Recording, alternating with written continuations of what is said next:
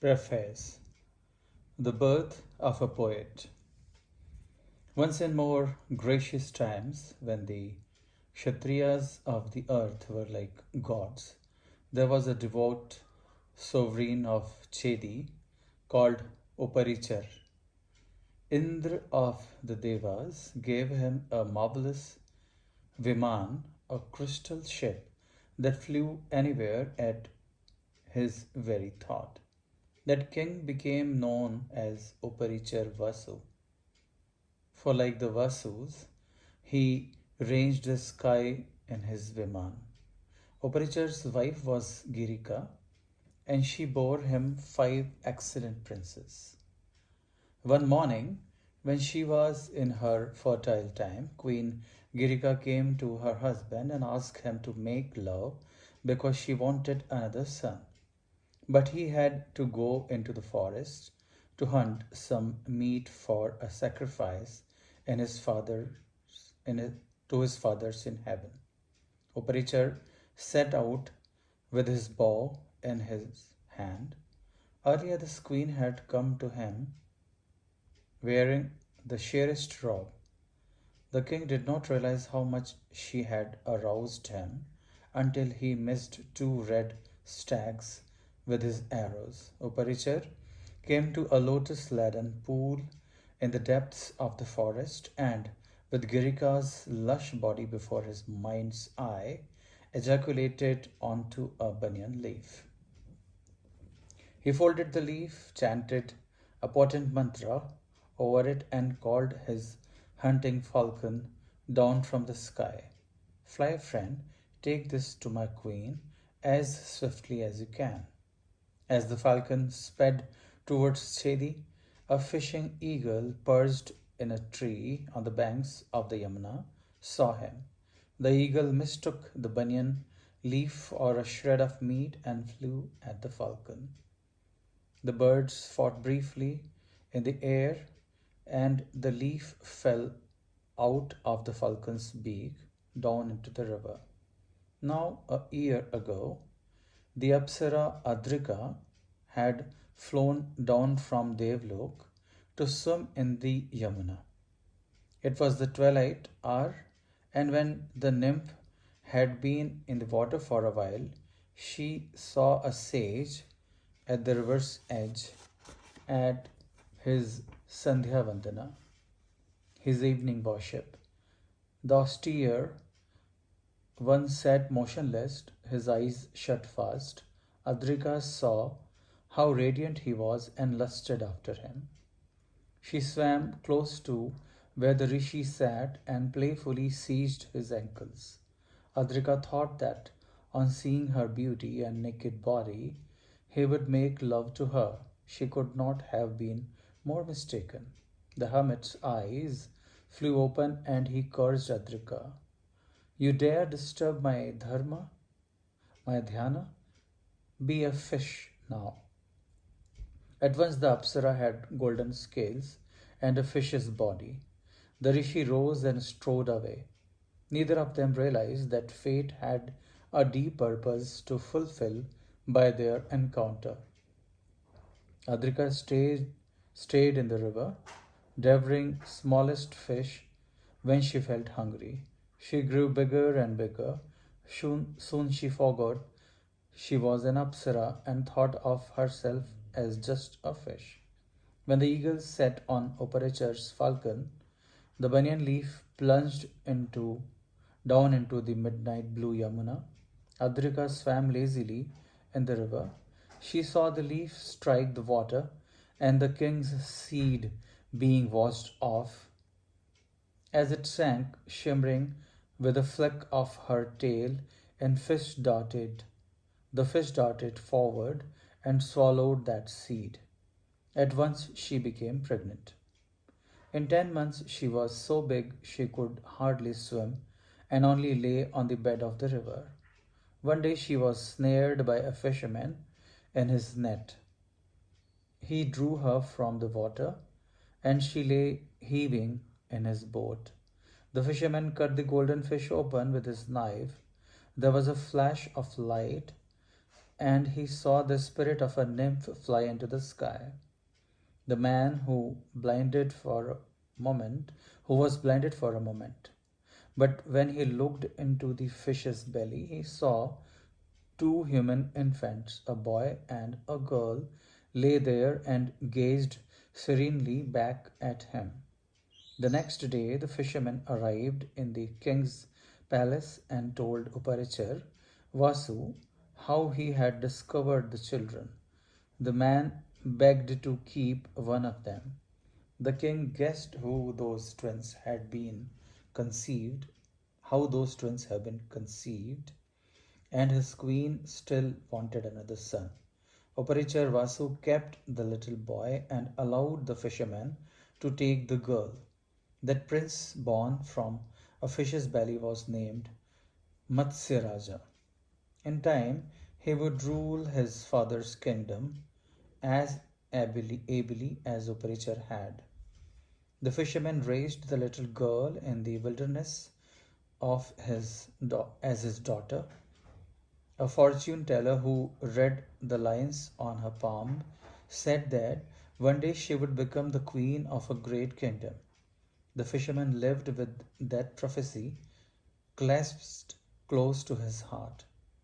The dusky child's body always smelled of fish, and her father called her Matsya. Some years later, the celibate Parashar, another immortal rishi, on his pilgrimage, arrived on the banks of the Yamuna. It was a crisp winter morning. The sun shone pale and ethereal, and the river sparkled as if a million jewels had been strewn across her water. The fisherman in his hut sat at his morning meal of last night's fish and rice, when the austere figure loomed suddenly in his door. Take me across the river. I am in a hurry, said Parashar ungraciously. It was not the first time the profound one had passed his way this way, and the fisherman recognized him. He called out for his daughter, Matsugandhi, take our Muni Parashar across. She appeared at the corner of the hut, 16 and bright as a bit of winter sun. Breast buds strained like young lotuses against her green blouse. Eyes like saucers set wide in her lean dark face gazed frankly at Parashar. Without a word, Matsugandhi led the illustrious one to the wooden boat tethered to the river bank. As he followed the girl, the smell of her body invaded him. The raw smell of fish with which she was born, but instead of being repulsed, Parashar lost his heart to her. He who had left no twinge of desire in the company of fawning apsaras in Devlok was overcome by the earthy whiff of the fisher girl. When she helped him into the boat, he held her hand longer than he needed to. She freed herself quietly and cast off. But he would not be so easily denied. As they moved out, Parasa reached to her hand again and clasped it on the oar at which she rowed. She smiled at him, her huge eyes twinkling. She stopped rowing, though they were in midstream and drifting, but she did not withdraw her hand. Parashara's presence and his dignity, which now suffered not a little for his visible excitement, attracted her. His hand quivered on hers. He leant forward awkwardly to try to kiss her. She smiled, dazzling him, and stroked his gnarled hand without inhibition. In her husky voice, she said, Holy One, why do you want to do this? You are lofty Brahman, descended from Brahma, and I the daughter of a nishad. Between us, this isn't proper. Then she trembled, remembering, suppose he cursed her. At that moment, her father hailed them faintly from the bank. He stood washing his hands outside the hut and wanted to know why they had stopped. Parashar released the girl's hand. She roved again, while the rishi kept a watch on the fisherman, who stood staring after them. His eyes shaded again. The sage took Matsugandhi's hand. She said, Brahman, aren't you repelled by my smell? Muni, don't you know the Vedas say one should never have sexual intercourse during the day? And besides, my father can see us. When Parashar was near enough to kiss her, she was reminded sharply of his great age and both excited and dismayed by it. But he waved a slender arm over his head, his hand curled in an occult mudra. Instantly they were shrouded in mist. The fishermen could not see them anymore. Then it began to snow. It was dark on the boat on the river. Is that night enough? Little Matsugandhi gave a cry of wonder. But being a virgin and still afraid, she said, Yogin, you will enjoy me and go your way, but I will become pregnant. I will be ruined and laughing stock of the world. And what will I tell my father?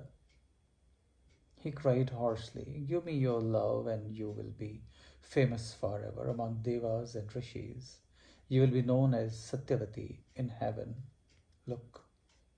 Again a wizardly mudra from him, and she saw her body glow with a new beauty. Her limbs were lambent, her features finer, and the smell of her transformed. So now she smelt of wild jasmine, lotus, and other unearthly fragrances. In a moment then, in a moment they spread from her for a yojan. Her original fishy musk had not vanished either. It became a sublimely erotic perfume which fueled his ardor. Still, she hesitated. She restrained her wandering hand, so he cried, say whatever you want, and it shall be yours. Quickly, you are driving me mad. After a moment's thought, she said, if neither my father nor anyone else comes to know of this, if my virginity is not broken, if the son born of our love is a magician like you, and if I always smell as sweetly as I do now, then take me, O Rishi, and gladly. Parashar, famed across the three worlds, laughed aloud. He said, this is God's will, Satyavati. All your conditions will be fulfilled, and your son shall be greatest poet and world the world has ever known. He took her in his arms in that boat, rocking softly on the Yamuna. While this magical snowstorm held up its opaque curtain around them, impatient from him, impatient for him now that her fears had been allayed, she roved to an island in the stream and moved there. And they lay together, unlikeliest lovers, heating the pale sand dry.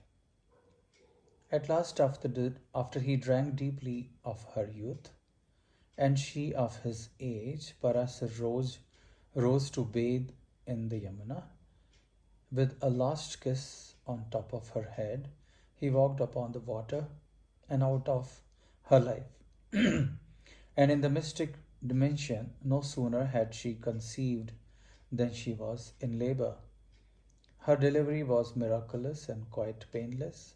As soon as he was born, her lustrous boy, a handsome as Kamdev, became a full grown rishi with a kamandalu in one hand, a smooth staff in the other, and his mated tawny hair lit in a halo. That newborn and exceptional hermit said to his mother, "We must go our separate ways, but if you ever want to see me, just think of me, and I will appear before you." And he also walked away from her. Since he was born on the Dvipa in the Yamuna, Satyavati's son was called Dvipayan, but later he was to divide the holy Ved and to compose the sacred Purans from ancient revelations. He was to become renowned as Ved Vyas. Vyas composed the immortal Mahabharata, and his disciple Vaishampayan narrated the epic for King Janmejay of the Kurus during his Sarpayagna, his snake sacrifice.